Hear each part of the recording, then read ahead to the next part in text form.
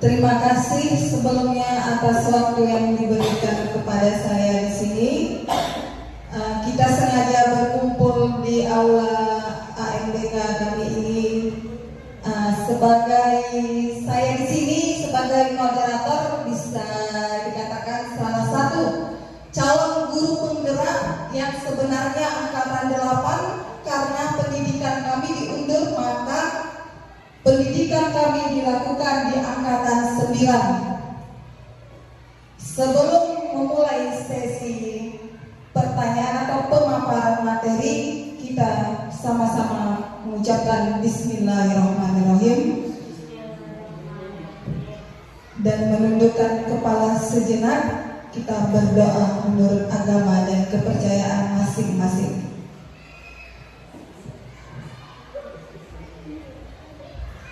Doa selesai. Oke, ibu-ibu yang hebat dan masih semangat mengikuti acara kami, yaitu acara pemaparan dan pemahaman budaya positif sekolah. Sebelumnya saya menghormati Ibu Kepala Sekolah kita, Ibu Kepala Sekolah SDN 014642, dan beserta guru-guru senior dan juga kita kedatangan tamu dari sekolah lain. Terima kasih Ibu Yusreni sudah datang. Dan salam yang sama, seangkatan sama saya, sama-sama guru honor. Meskipun di sini ada istilah kebalikan dari gaji artis, kerjanya betul-betul, gajinya main-main. Kalau artis kerjanya main-main, gajinya betul-betul.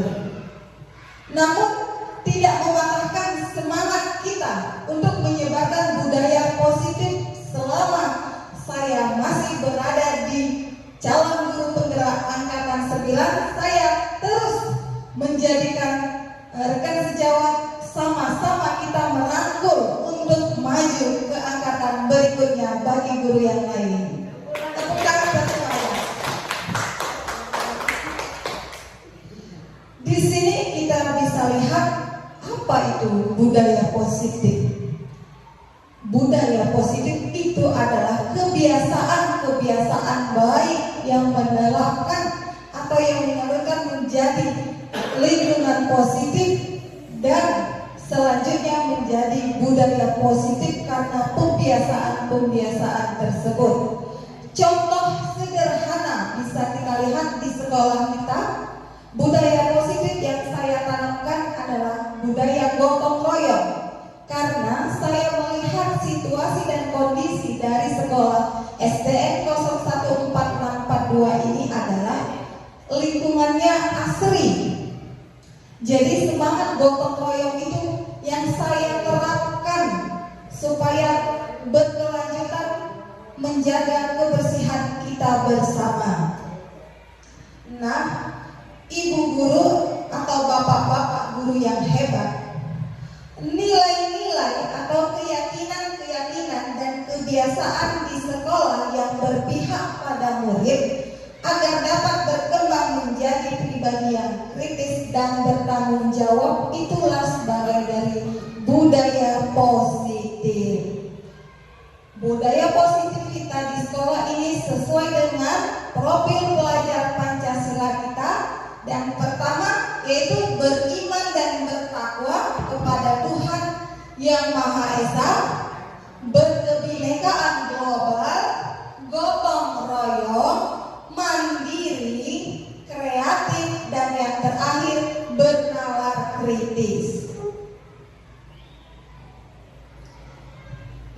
Selanjutnya bisa Bapak-bapak lihat di monitor. Di sini adalah fasilitator kami yang kebetulan selalu membantu kami, yaitu Bapak Marudin Sidebang, pengajar praktik, ada Bapak Masudi, dan saya sendiri CGP Angkatan 9 Imaida Sari.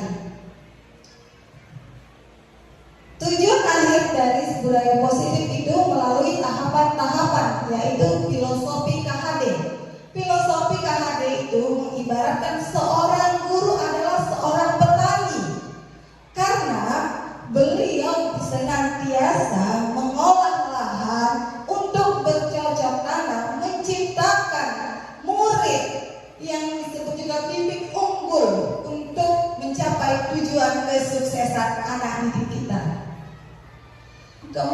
nilai dan peran guru penggerak. Nilai dan peran guru penggerak itu satu, mandiri, reflektif, inovatif, kolaboratif, berpihak pada murid. Mandiri di sini artinya sebagai guru juga kita harus bersikap kompetensi, maksudnya adalah kita mengerjakan administrasi, berefleksif, berinovatif dalam mengajar pembelajaran di kelas, dan terutama adalah kolaboratif dengan murid saat kita mengajar di dalam kelas. Berpihak pada murid artinya memang sesuai dengan filosofi KHD tadi, kita memang menghamba kepada anak didik kita supaya apa yang kita salurkan, apa yang kita inginkan, supaya anak itu mampu menyerap ilmu yang kita berikan. Kita benar-benar menghamba sebagai guru. Peran guru penggerak di sini sebagai pemimpin pelajaran, menjadi coach bagi guru lain yang seperti saya lakukan ada di depan ini, mendorong kolaborasi. Jika ada rekan-rekan sejawat atau guru-guru lain yang kurang mengerti, kita saling berkolaborasi untuk memecahkan suatu masalah. Dan yang terakhir, mendorong kepemimpinan murid. Di sini kita mendorong kepemimpinan murid, menjadikan murid itu sesuatu yang dia tidak lagi merasa tidak yakin untuk berada di depan kelas untuk mengungkapkan apa yang dia inginkan.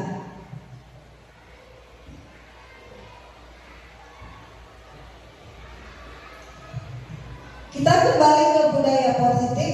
Seorang guru harus mampu menciptakan budaya positif. Setelah tadi saya sedikit pemaparannya, budaya positif itu ada terbagi 5 konsep, yaitu konsep disiplin positif, keyakinan kelas, pemenuhan 5 kebutuhan dasar manusia, posisi kontrol, dan yang terakhir segitiga restitusi. Budaya positif, budaya yang dapat menumbuhkan sikap gotong royong, karena tadi saya menerapkan budaya positif di sekolah ini, gotong royong, melakukan kegiatan secara bersama-sama sehingga tercipta kolaborasi yang baik antar warga sekolah, adanya rasa peduli satu dengan yang lain. Bisa kita lihat saat pagi hari anak-anak sekolah kita itu bersama-sama mengutip sampah, bersama-sama membersihkan halaman sekolah, dan yang terlalu saya luar biasa memandangnya, mereka berlomba untuk datang ke sekolah tepat waktu hanya untuk mengerjakan piket. Sangat luar biasa kali bagi anak murid-murid kita ini, sangat terbiasa. Mungkin juga dorongan dari keluarganya, atau juga memang karena selalu kita melakukan pembiasaan di sekolah, jadi anak-anak itu terus terbiasa. Selanjutnya, kebutuhan dasar manusia, ada bertahan hidup. Bisa kita lihat, kita bertahan hidup ini adanya asupan gizi, makanan, kesehatan. Itu sangat berpengaruh untuk kita bertahan hidup. Kalau kita tidak makan, tentu tidak hidup. Kemudian kasih sayang. Kasih sayang ini saya rasakan awalnya kita bisa mengajar itu hanya monoton, bersikap satu arah. Kalau ada anak-anak yang kurang mendengarkan, kita langsung marah. Tapi setelah kita mempelajari di model 1.4 ini tentang budaya positif, kita menimbulkan kasih sayang yang luar biasa kepada anak murid kita. Karena anak murid, khususnya saya di kelas 2, mereka harus dilembuti. Apa itu nak? Kenapa seperti ini? Selanjutnya, penguasaan itu adalah kebutuhan. Seperti yang kita tahu, kalau penguasaan, dia merasa bukannya kita menjadikan dia penguasa di kelas, bukan. Itu sama aja kita menjadikan preman dia untuk di masa depan. Tetapi kita memberikan penguasaan bahwa dia itu adalah sesuatu hal yang mampu mengolah atau membuat dirinya untuk mau melakukan sesuatu yang sangat bermakna. Selanjutnya yaitu kebebasan memilih. Murid di sini sesuai dengan arahan budaya positif bebas memilih, tapi bukan kita artikan dia bebas. Aku mau ini, aku mau ini. Kita ambil garis besarnya secara umum. Apa kemampuan dan minat belajar siswa tersebut? Dan yang terakhir adalah ketenangan. Siapa sih di sini anak-anak yang merasa terjelimi datang ke sekolah dia merasa tidak nyaman dan tidak tenang? Karena nanti saya bu dipukul sama dia, saya bu nanti diminta uang sama dia. Jadi kita berusaha memberikan ketenangan agar anak tersebut mengikuti pelajaran sangat menyenangkan. Keyakinan kelas dibuat dan disepakati secara bersama-sama dengan seluruh siswa yang mempunyai nilai-nilai kewajiban yang dipercaya. Keyakinan kelas biasanya kita sebut juga dengan peraturan kelas. Namun kata peraturan itu tidak ada nilai kebajikannya. Misalnya kita contohkan, tidak boleh membuang sampah sembarangan. Itu ada di peraturan kelas yang bersifat mengikat. Namun kalau kita buat di keyakinan kelas, kata-katanya lebih kepada unsur kebajikan, seperti jagalah kebersihan, jagalah sopan santun, saling menyayangi. Karena dalam kelas kita, anak-anak itu pasti sering merasa terjagili dengan kawan-kawan yang lain. Jadi kita cukup bilangkan, nah sudah banyak keyakinan kelas kita, pasti mereka sadar sendiri apa yang telah mereka lakukan. Selanjutnya yaitu peran kontrol. Di sini ada penghukum, pemantau, teman, pembuat rasa bersalah, dan yang terakhir manajer. Peran kontrol sebagai penghukum adalah kalau anak itu selalu melakukan kesalahan, kita tidak bisa mentoleransi lagi. Biasanya kita langsung buat hukuman yang tidak, saya rasa tidak bersifat fisik, tapi yang bisa seksual aja, bisa dengan cara menasehati agar sedikit mengeluarkan nada bicara yang agak tinggi. Pemantau. Nah, contohnya di sini, posisi pemantau itu jika salah satu murid kita tidak mengerjakan PR dan saat itu kita bilang, nah kan sudah tahu kemarin ada PR kita dan harus dikumpul hari ini.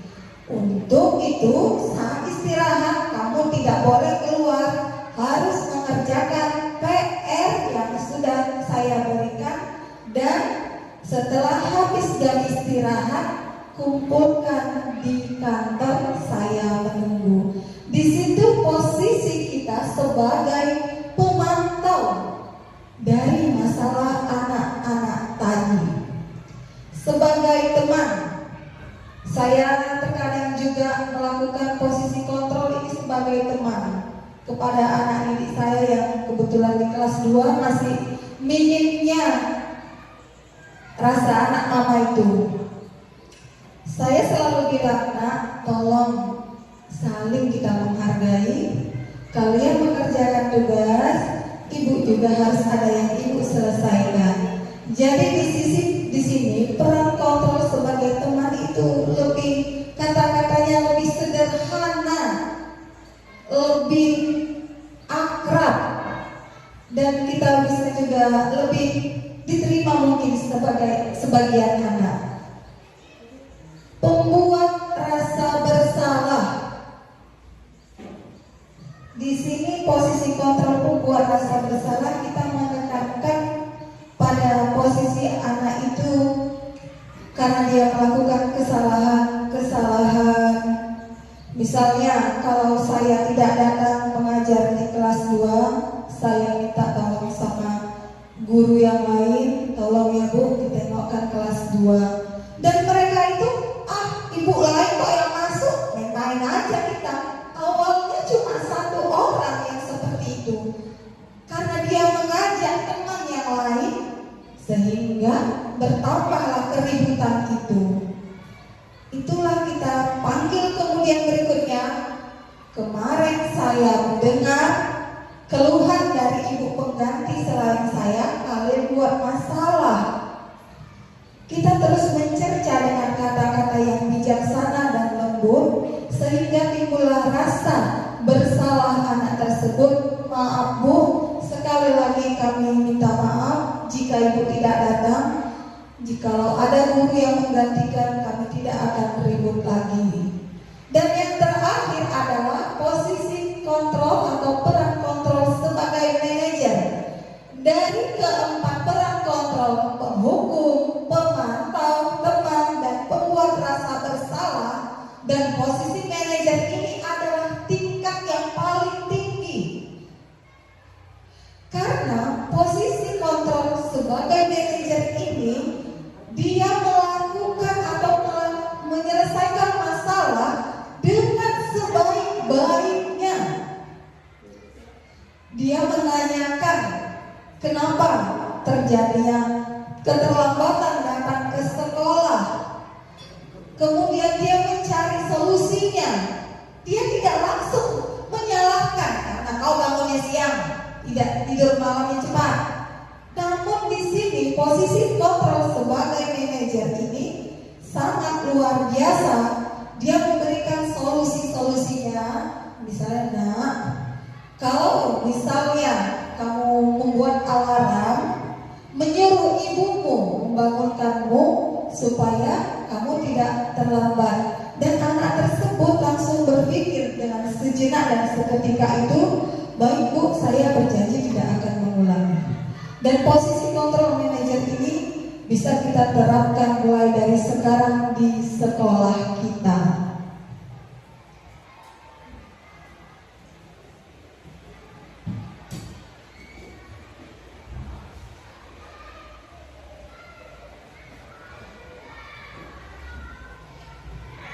Oke, guru-guru hebat.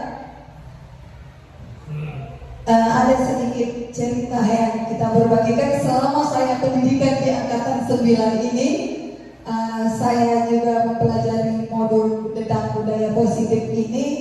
Ada beberapa yang saya dapatkan tentang menghadapi masalah pada anak kita, yaitu dengan cara segitiga restitusi. Segitiga restitusi itu terbagi 3, yaitu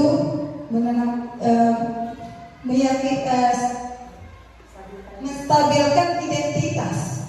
Karena menstabilkan identitas itu dapat kita lakukan saat anak-anak melakukan kesalahan dan kita panggil dia. Lebih efektifnya kita panggil ke ruangan kantor kita hingga tidak mengganggu teman-teman yang lain untuk melakukan pembelajaran di kelas. Kita tanya, menstabilkan identitas, kita tanya apa yang terjadi sehingga kalian ibu panggil ada di kantor ini.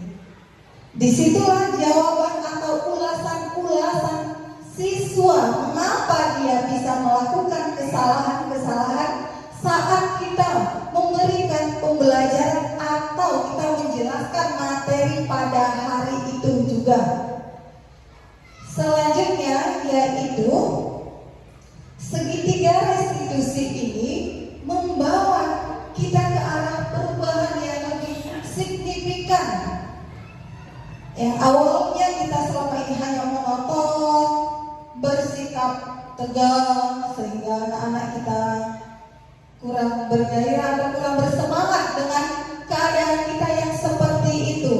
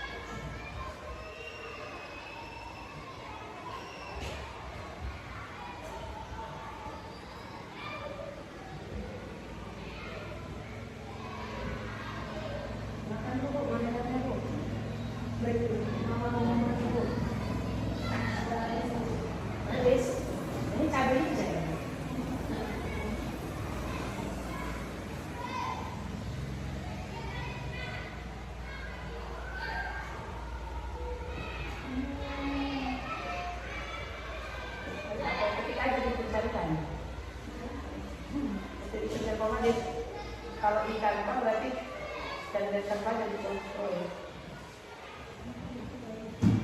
Mau lihat nih.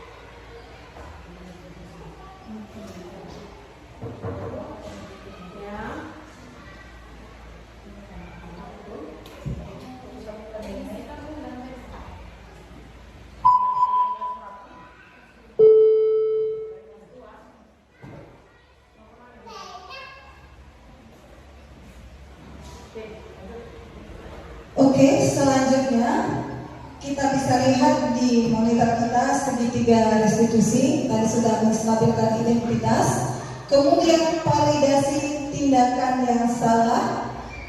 Apa alasan kamu sehingga melakukan hal seperti itu? Adakah cara yang lebih efektif untuk menyelesaikan masalahmu?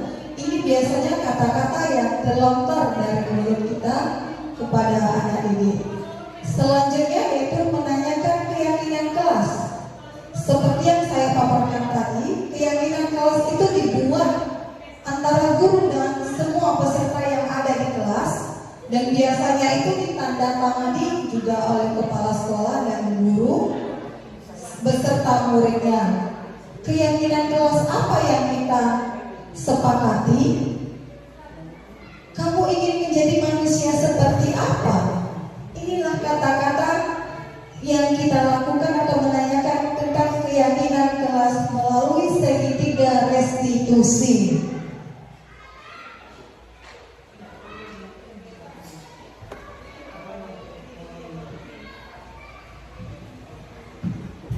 Sedikit saya jelaskan, yaitu restitusi adalah proses menciptakan kondisi bagi anak didik untuk memperbaiki kesalahan mereka sehingga mereka bisa kembali ke kelompok mereka dengan karakter yang lebih kuat, yaitu menurut G 2004. Restitusi dapat membantu murid lebih memiliki rasa tanggung jawab setelah melakukan kesalahan, baik itu kesalahan yang bersifat hanya biasa saja atau sukar, mudah, ataupun kesalahan-kesalahan ringan. Restitusi juga bukan untuk menebus kesalahan, tetapi untuk memperbaiki kesalahan anak didik kita.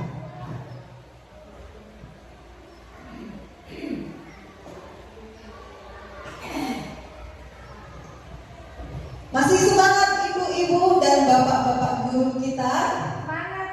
Semangat.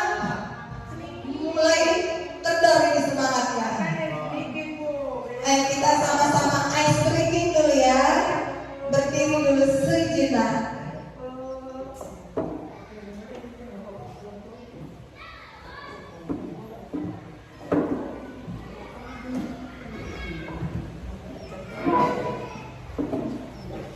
Takut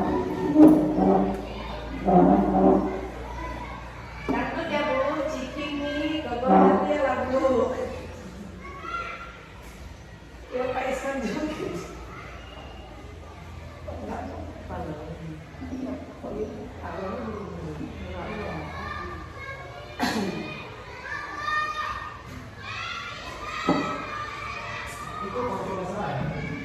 Betul sideways.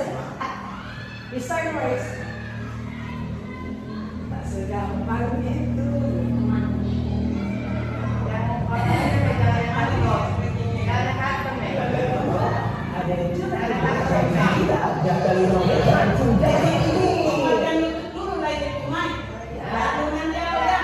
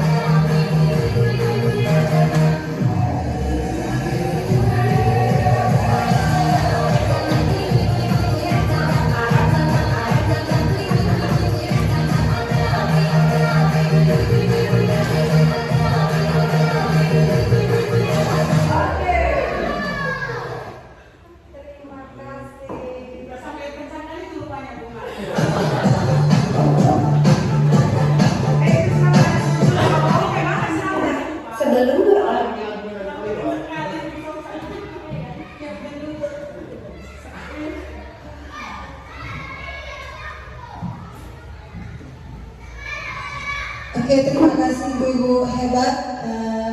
Terima kasih SBK-nya yang sedikit mengeluarkan keringat di siang hari ini.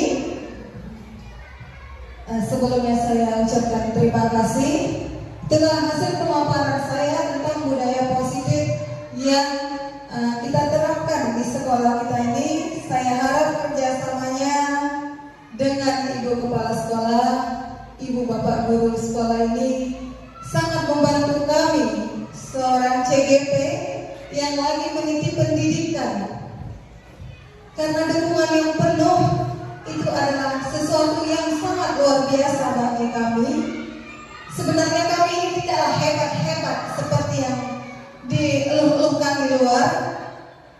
Apalagi saya di sini hanya sebagai guru honor, tapi saya yakin kolaborasi dengan sesama guru ataupun kepala sekolah mampu menciptakan budaya positif yang lebih baik lagi.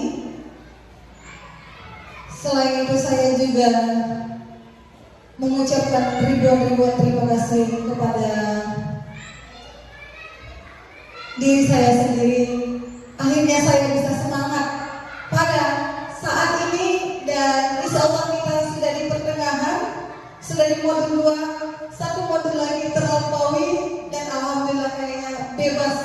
Bukan bebas berarti selesai, tapi kita bisa dengan nyaman mengekspor apa yang kita dapat selama pendidikan ini di kelas tanpa ada dudet waktu tugas, dudet waktu berjumpa dengan fasilitator, lokal karya yang berkesinambungan.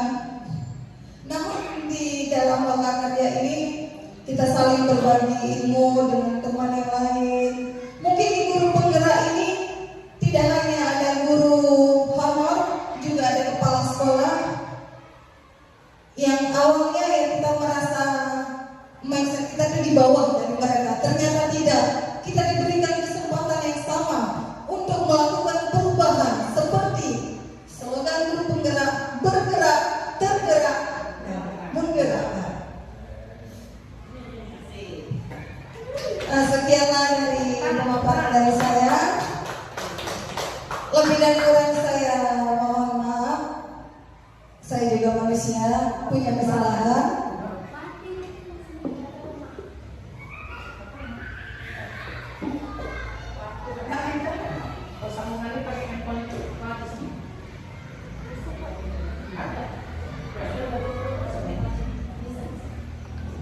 Semoga kedepannya kita bisa mewujudkan visi guru penggerak selaras dengan visi sekolah kita. Sekali lagi saya ucapkan terima kasih kepada Ibu Kepala Sekolah, dukungannya luar biasa.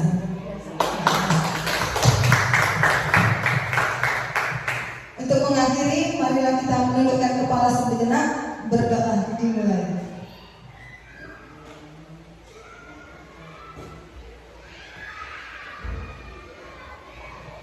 Doa selesai, saya akhiri dengan Assalamualaikum warahmatullahi wabarakatuh dan selamat siang semuanya.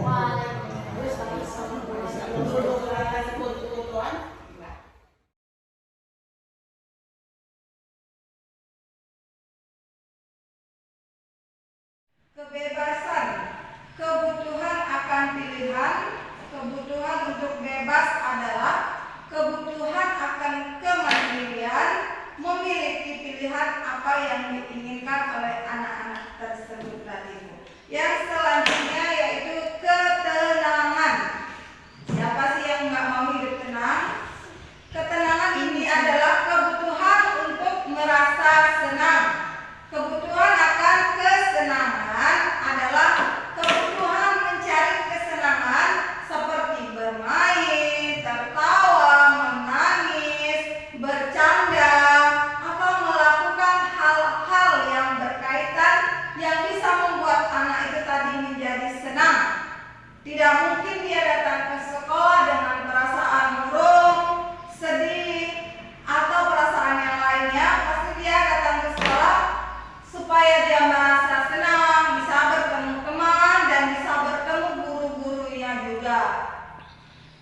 Bayangkan hidup tanpa kenikmatan apapun, betapa menyedihkannya. Itu menurut pandangan seorang ilmuwan Glaser yang menghubungkan kebutuhan akan kesenangan dengan belajar. Kita berusaha menghubungkan kesenangan dengan belajar dengan cara memberikan metode pembelajaran yang bervariasi. Yang awalnya kita hanya menggunakan metode ceramah yang bersifat satu arah, kita buat dia bervariasi, misalnya seperti yang saya lakukan tadi, menggunakan infokus, anak-anak itu diajak ke lapangan, terus anak itu langsung mempraktekkan apa yang ada dalam buku pelajaran sehingga mereka lebih memahami daripada kita hanya bercerita, membaca, dan melakukan hal-hal yang mereka bosankan, sehingga pelajaran ini tidak tersalurkan dan sehingga anak sibuk dengan apa yang mereka inginkan, yaitu bermain dan bercerita. Anak-anak dengan kebutuhan dasar kesenangan biasanya ingin menikmati apa yang ia lakukan. Mereka juga bisa konsentrasi yang tinggi saat mereka melakukan hal tersebut. Mereka suka permainan dan suka mengoleksi barang. Kita bisa lihat, kita bisa lakukan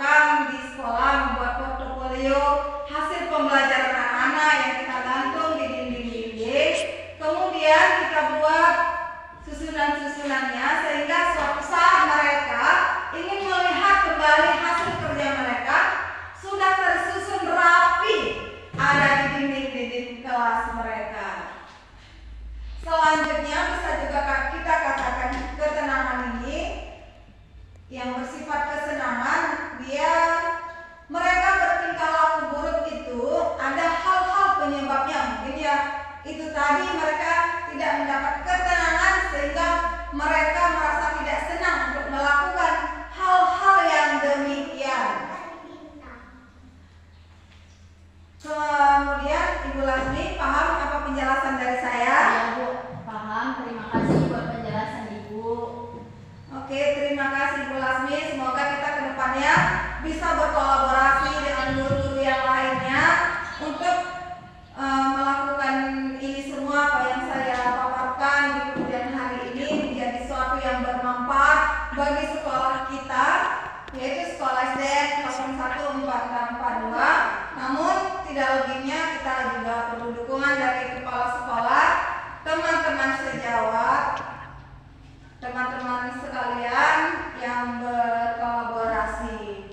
Di sini juga saya rasa Bu, pendidikan guru penggerak ini menyebarkan kebaikan karena ilmu saya yang saya berikan juga saya akan praktekkan di kelas agar nantinya kelas saya itu menjadikan percontohan dari kelas-kelas yang lain supaya pendidikan anak murid kita, tujuan pembelajaran kita dapat berjalan dan sesuai dengan yang diharapkan oleh Dinas Pendidikan, kepala sekolah dan juga orang tua murid. Amin ya rabbal alamin. Amin.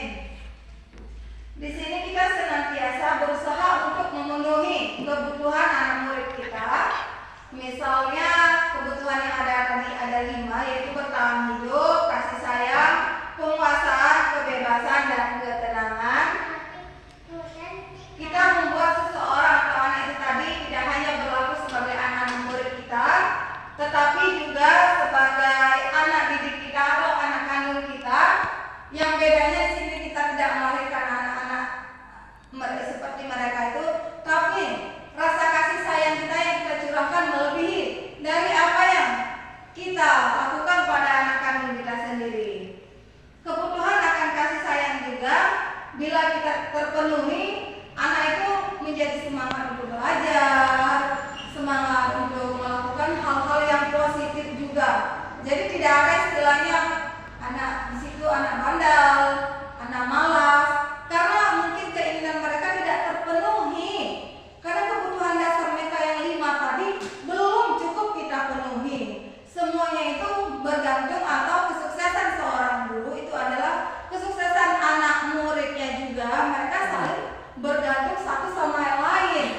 Jadi kita melakukan hal yang terbaik, pastinya anak murid kita juga akan menirukan apa yang kita mau. Jadi keberhasilan kita itu adalah setelah 5 kebutuhan dasar itu dapat kita penuhi, sehingga apa yang kita harapkan, karena ujian formatif itu, ujian UTS itu hanya berbentuk nilai yang bisa mereka baca atau mereka pelajari saat malam sebelum mereka melakukan ujian. Namun pada dasarnya nilai-nilai yang kita pilih atau kita jadikan sebagai tujuan itu adalah nilai keseharian. Prosesnya yang kita nilai bukan dari akhirnya. Proses dari pelajaran itu tersebut yang kita nilai. Kebebasan anak bukan berarti kita membebaskan sebebas-bebasnya. Kebutuhan untuk bebas adalah kebutuhan akan kemandirian, otonomi, memiliki perasaan dan mampu mengendalikan emosi, arah hidup anak tersebut. Anak-anak biasanya itu Bu, dengan kebutuhan kebebasan yang tinggi menginginkan pilihan mereka. Mereka mau ini, mereka mau belajar. Diberikan mereka kebebasan sebebas-bebasnya. Namun kata bebas tersebut tidak mesti kita lakukan. Terserah kalian mau jadi apa. Kita ambil garis tengahnya atau keseluruhan secara umumnya. Assalamualaikum warahmatullahi wabarakatuh.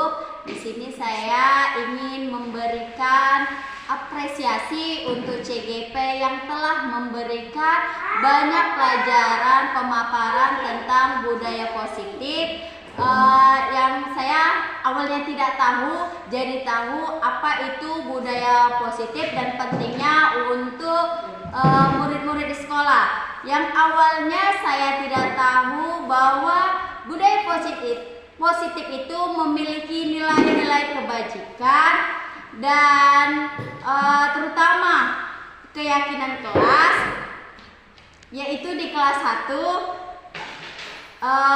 Contohnya awalnya saya selalu menerapkan hukuman dalam peraturan sekolah, dan kedepannya saya akan menerapkan tentang budaya positif itu. Terima kasih, kami beri apresiasi untuk CGP. Assalamualaikum warahmatullahi wabarakatuh.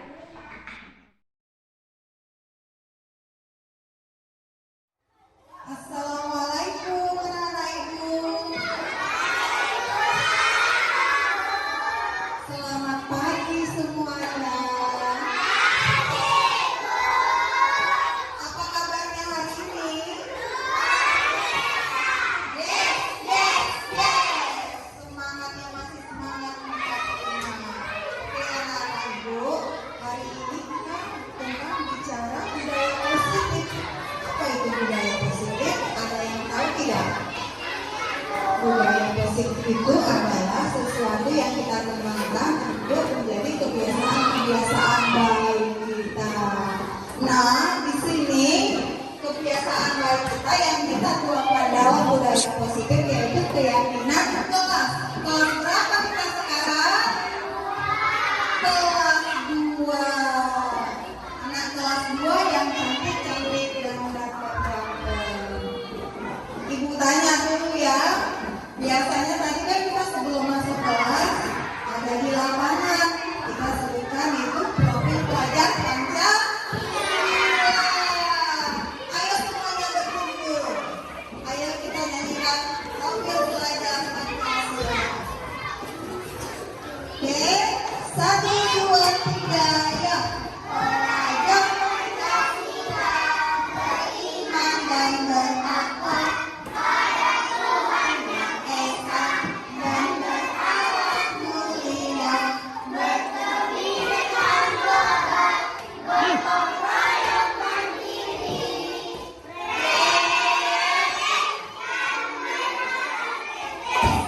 Pintar, selamat duduk kembali.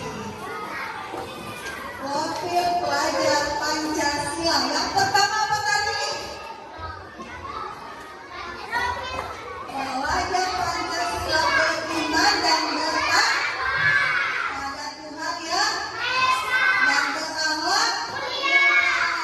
Kemudian yang kedua, berkebinekaan global. Yang ketiga, gotong royong. Yang keempat, mandiri. Yang kelima, dan yang terakhir adalah bernalar kritis. Oke, kembali ke depan. Di sini sudah ibu letakkan keyakinan kelas kita yang nantinya ditandatangani oleh semua murid yang ada di kelas 2 dan beserta wali kelasnya yaitu ibu sendiri. Oke, anak-anak ibu, kita sudah bicara keyakinan kelas. Keyakinan kelas apa itu, nak? Kesepakatan kelas tanpa ada unsur paksaan.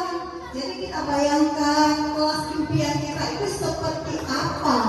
Nah, untuk itu ibu mau kalian menuangkan atau kalian tuliskan di kertas apa ini?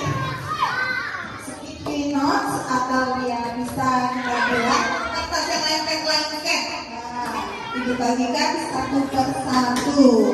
Nanti kalau sudah selesai, kalian tempelkan yang ada di lembar warna hitam ini. Paham anak-anak ibu?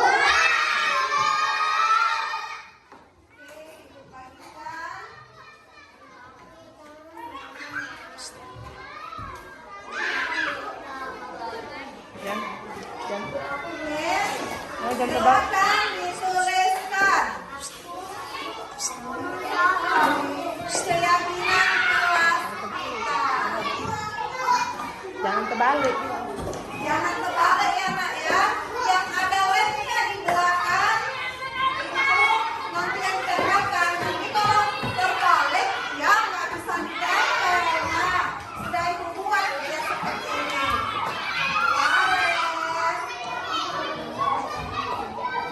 Oke, silakan yang sudah selesai boleh ditempelkan.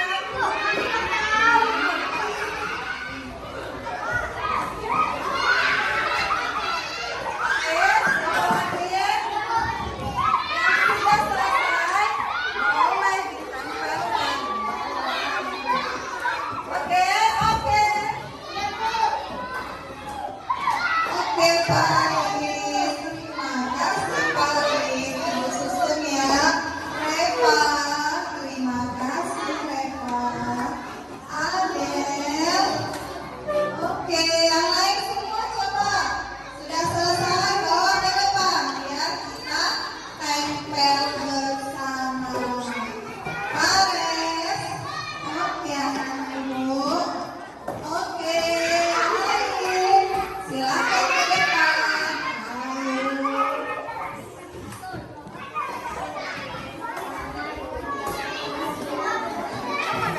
Yang lain.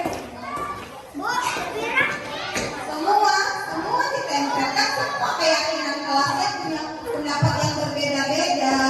Terima kasih Alka, Gibran. Oke, Nurul. Iya semua boleh dikumpul. Oke, mana lagi? Oke, Adel. Mira belum dapat. Kenapa nggak bilang sayang? Ini punya Mira. Oke, sini sayang biar bisa dapat.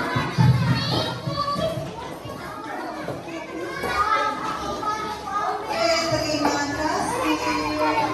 Sudah semua? Sudah semua?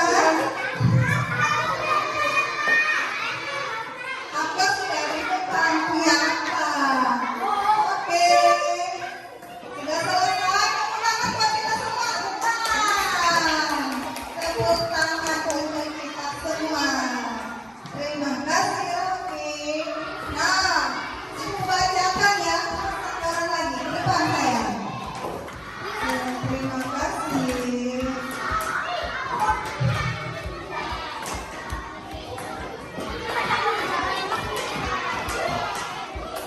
Oke, di sini ada ibu baca. Keyakinan kelas 2, menjaga kebersihan, menjaga ketertiban, menghormati guru, saling menjaga kerukunan, bertanggung jawab, mengerjakan PR tepat waktu.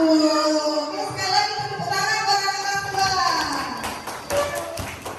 Ini keyakinan kelas kita ini kan ada sebanyak 19 orang murid kelas 2. Nanti kita rangkum menjadi beberapa poin.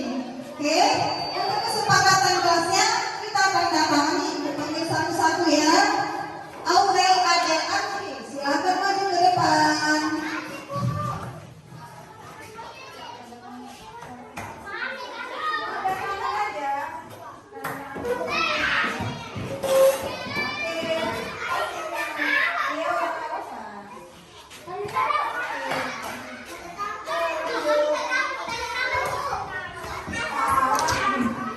Harap juga boleh sayang. Oke, ulang Kesia guys ya. Ulang 54 di sini sayang. Kesia nomor 4. Oh ya. Kesia, nomor 5. Ulang ke nomor 5. Oke, Kesia nomor 6. Nisa, Revalina, Gibran. Oke, Nisa di nomor 7, Revalina di nomor 8. Oke, Gibran nomor 9 sayang. Oke.